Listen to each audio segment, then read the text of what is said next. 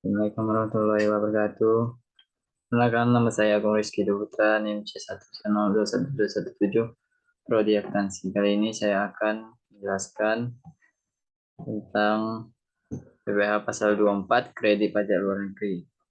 Wajib pajak terutang pajak atas penghasilan kena pajak yang berasal dari seluruh penghasilan yang diterima atau diperoleh baik dalam negeri maupun di luar negeri, yang dikenal dengan istilah worldwide com, untuk menghindar pengenaan pajak berkendah yang memberikan perlakuan pemajakan yang sama. Maka atas penghasilan yang dibayar atas terutang penghasilan yang diterima atau diperoleh dari luar negeri dapat dikreditkan dengan pajak yang terutang pada tahun yang sama.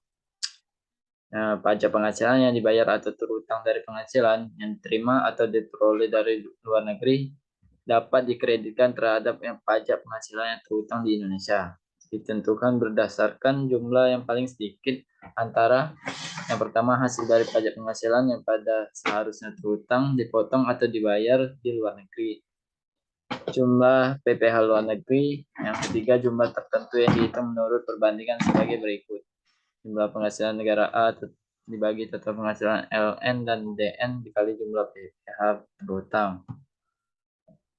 Contoh, misalkan WPD PT Rejana Abadi pada tahun pajak 2018 memperoleh menerima penghasilan yaitu dengan sebagai berikut.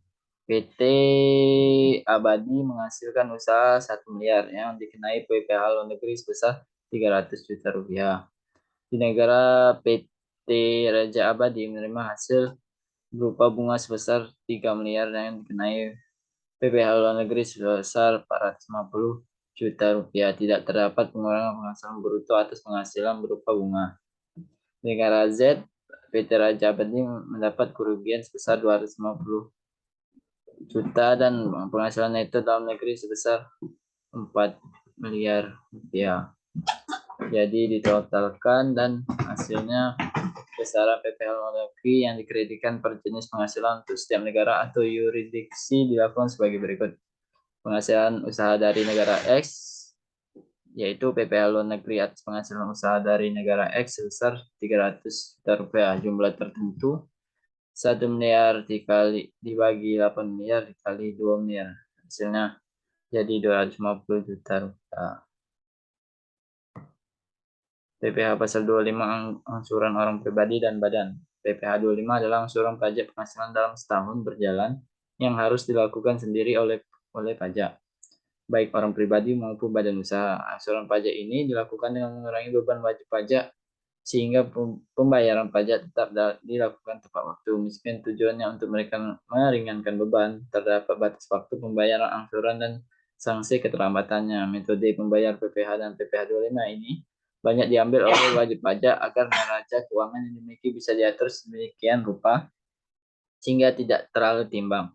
Namun, ketika pembayaran tanggungan pajak dilakukan secara diangsur, maka beban yang dipikul oleh wajib pajak akan terasa lebih ringan. Batas waktu pembayaran PPh pasal 25, pembayaran pajak dan laporan SPT masa memiliki batas waktu paling lama tanggal 15 bulan berikutnya setelah masa perpajakan terakhir.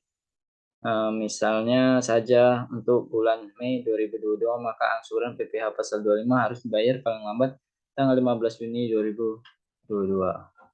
Sanksi bila terlambat yaitu